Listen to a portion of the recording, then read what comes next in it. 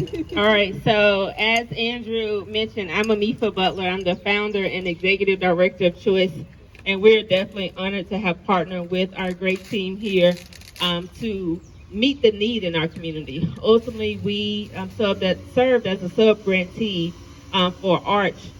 It's the Alabama Rural Coalition of the Homeless. They had an emergency solution grant where the goal was to prevent homelessness by providing emergency sheltering, offering rapid rehousing, and doing some prevention assistance. And in doing that, in our research, we learned that the nearest emergency shelter is 42 miles away from here. So when you identify that there's someone who has a need right now, there's two barriers that Choice seeks to break, and it's communication and transportation. And we do that by building collaborative partnerships to bring charitable and educational resources into our community. And so this opportunity is a result of that need, right? And the result of the work that we did.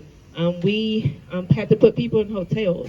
And ultimately, if you're homeless in Uniontown, the nearest hotel is 18 miles. So imagine having to find that transportation piece. So ultimately, as you know, Andrew is as crazy as I am. So two crazy people together, we get to explore ideas and opportunities. And I asked about this type of project, and gratefully, this great team accepted the challenge. And y'all, they have done all the work. The only thing that I said when they asked was, what do you want it to look like? Like a hotel? I don't know. You know, like that's the only answer that I had. And each one of them have gone above and beyond. And they thought about it not from just a homeless person being on the street and just give them minimum. They have created an experience that the persons who are sheltered here will remember for a lifetime, because it's not about their immediate transition from where they are on the street or living on someone's couch. It's ultimately about preparing them for long-term living. And that's what these students have created. It's definitely not an eye in anything that we do here as Choice. And they've brought the board in, and they've asked us questions about to learn the community, and that's very important. And so I am honored, I'm grateful, I'm enthusiastic to just have been a part of this team to make this happen. And ultimately, the community is as much grateful. And you know that, as I say it often, the people who are going to be sheltered here cannot thank you right now, but ultimately they're going to thank you, because ultimately they would not have anywhere to go. So it's definitely not an Amifa thing. It's definitely students have come into our community, learned our community, and ultimately found a way to meet the need, and not just from their perspective, but they learned the community in order to build what you're going to see in the upcoming months. So on behalf of Choice, our leaders and the benefactors, our government leaders here in Uniontown, we greatly appreciate y'all for accepting the challenge, and we look forward to continuing to work with you. So thank you. Thank you. And thanks to the parents. I'm not sure how many parents and family and friends of these grade 4 that is here, but thank y'all for lending them to our community. So not only just to Auburn, but to our community, because ultimately without your support, I'm sure that would not be possible. So thank y'all so much.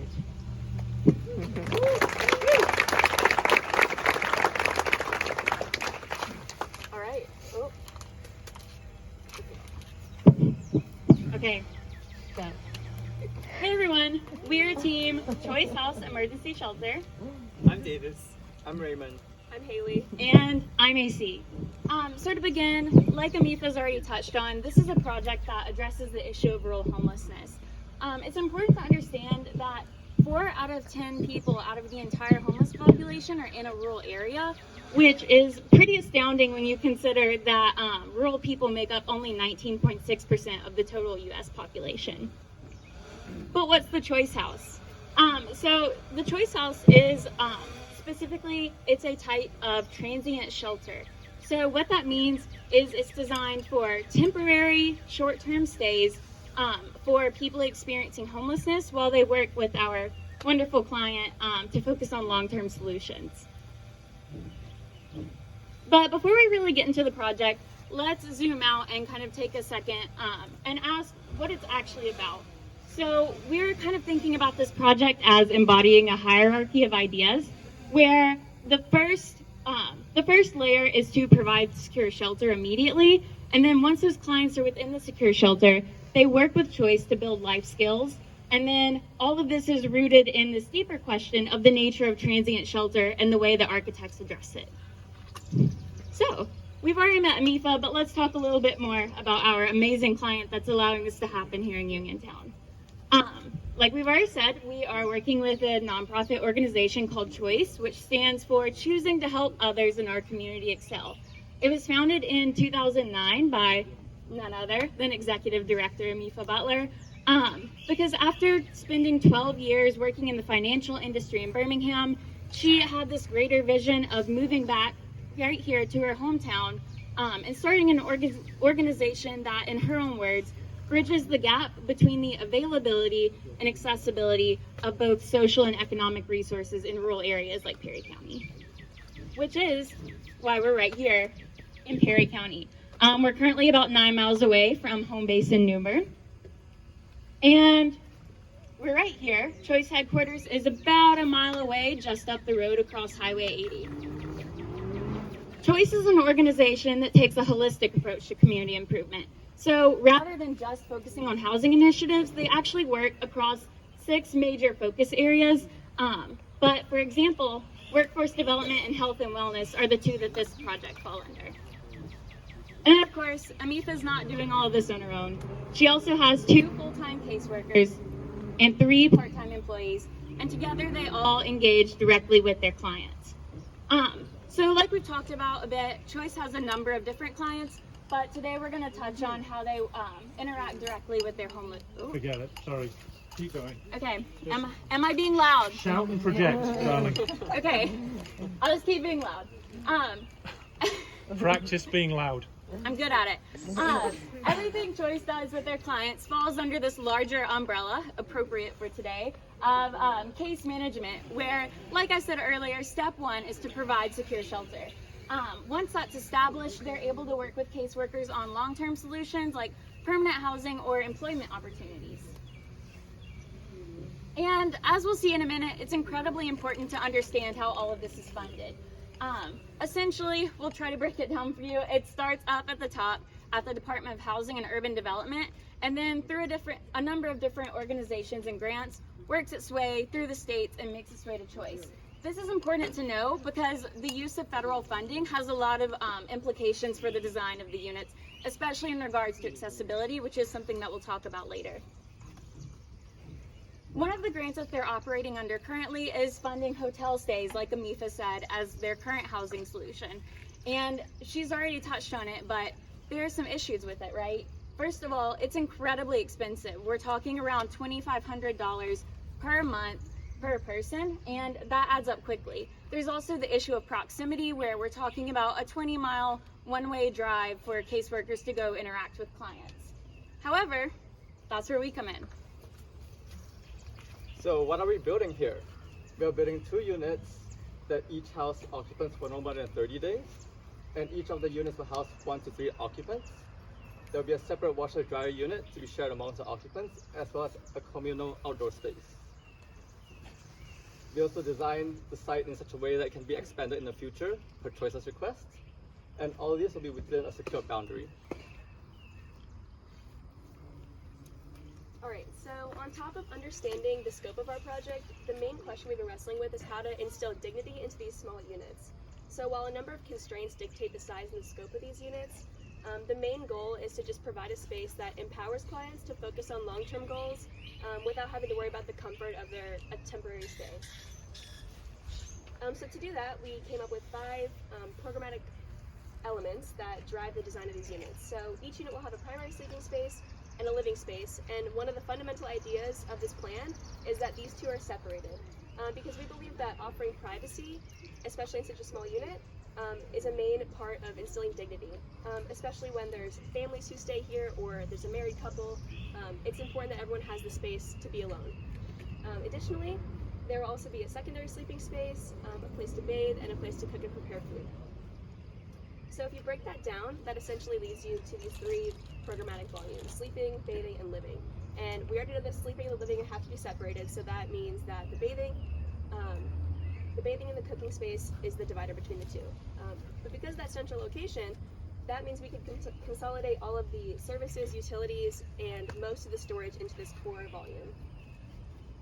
So if you look in the unit plan, you can see that because everything is consolidated into the middle and it becomes a spatial divider, the sleeping and the living spaces are allowed to be really open and light, and really they've just become empty shells that we can then fill with robust, durable furniture from supportive housing companies that Amifa can replace easily whenever she needs.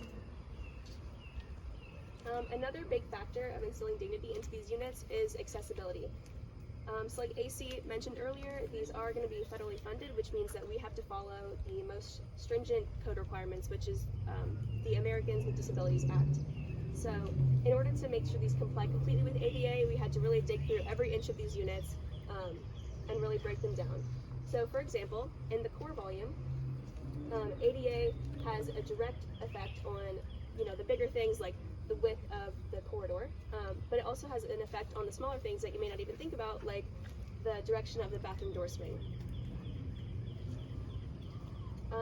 As you may see, we've also pushed these units together to basically create a duplex.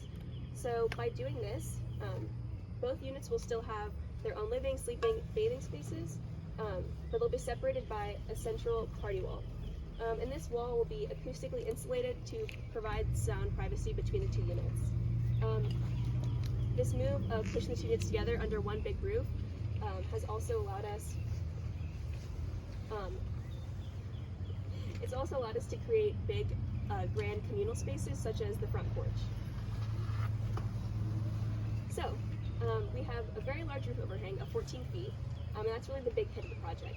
And that covers the outdoor room where clients can spend time outside, they can have a chance to interact with other clients, or they can meet with their caseworkers in this neutral environment. That then kind of spills out into the larger courtyard that's framed by the duplex, the washer and dryer unit, and a large water oak tree that we're going to plant in the middle of the site.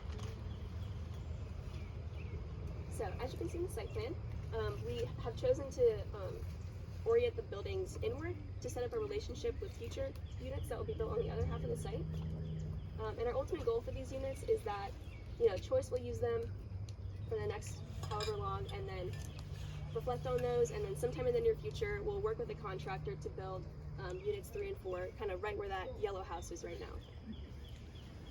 And that's all for the presentation. But we've also prepared a short kind of immersive sort of experience to help explain the ideas that we've been focusing on throughout this whole design process. So while our cast of characters get in their places, I'm going to quickly step us through the floor plan which we've marked up over here. So most namely, we all entered through the gate of the site. And when you enter, you're welcomed into a courtyard space defined by possibly a water oak tree that's still up in the air, and a grand shared porch between both units. So like Haley mentioned, the roof overhang of the porch is 14 feet, which is very generous, and we expose all of the structure of the trusses above to celebrate that structure moment. So each client can proceed up these cascading steps and enter into their private unit. When you first walk in to your right, you have what we're calling a throw space, or kind of like a dedicated closet zone. So you can store all sorts of things in here, like clothes, whatever you may have when you first come in. In the living space, there's also a couch, which we can transform into a bed in the case that a secondary sleeping space is required. It's our understanding that our clients will usually be between 1 and 3 occupants, where the third person is usually always a child. So this space would be converted for that purpose. The living space also has a comfy chair and a table here with a corner window that provides a view of the porch space and of the street. Further back, in the corridor space, it's sort of a pass-through cooking space, which is pretty limited. Basically, it's a space to wash food, a place to heat up food, a microwave, and a place to store food, so the mini fridge. And then across that hall is our fully ADA accessible bathroom with a roll-in shower, roll-under sink, and some storage for extra linens. And finally, back where Haley's standing is the sleeping space. We're providing enough space for a queen-size bed with access on both sides, so that everybody gets equal access to the sleeping space. We also have dedicated storage in here as well, to store all of the clothes and other things that you may gather while you're staying here with Choice.